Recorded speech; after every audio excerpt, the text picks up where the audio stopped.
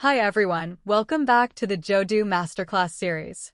Today, we will make a brief introduction of automations. Automations feel like a robot.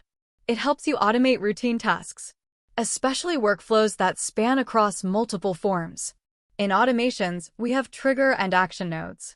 Triggers act as signals that the system recognizes, while actions define what the system can do for you. Think of it like a race. When the signal is fired, the athletes start running. For example, you can synchronize onboarding information to the employee profile. Take the completion of the onboarding workflow as a signal and use an action to update onboarding information in the employee profile. With this automation, when a candidate passes all interviews, their profile will be automatically created. This streamlines processes, saves time, and reduces manual effort. Then let's see how to set up an automation. First, we create two forms.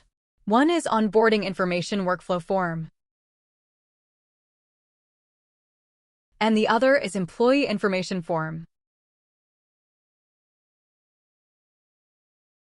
Click App Management and navigate to Automations. Click Add New Automation in the top right corner. You can rename as Employee Information.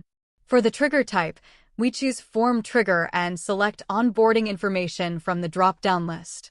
Then you will be directed to the design page to configure subsequent settings. Here for the trigger type, we choose Workflow Ends. We also need to add a condition. HR final confirmation equals to yes. This prevents the automation from operating if the onboarding is, for example, canceled or withdrawn. In other words, this automation will only run when the workflow officially ends, and the value in the HR final confirmation field is yes. Next, let's set the action node. Click this icon and choose Add Record. For the target form, we choose Employee Information. Then we can set field value in the Employee Information form. Since they correspond respectively with those in the onboarding workflow, we just select fields of the same name. For instance, the field value of name in the employee information equals to name of the triggered data, the onboarding workflow. For the status, we choose Custom and set it as Employed.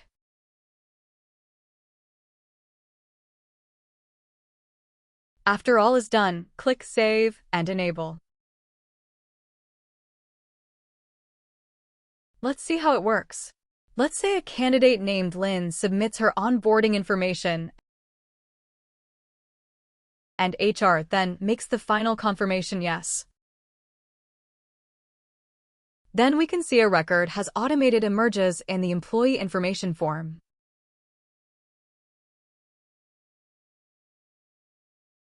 And that's it for today's tutorial. Now you know the basic knowledge of automations.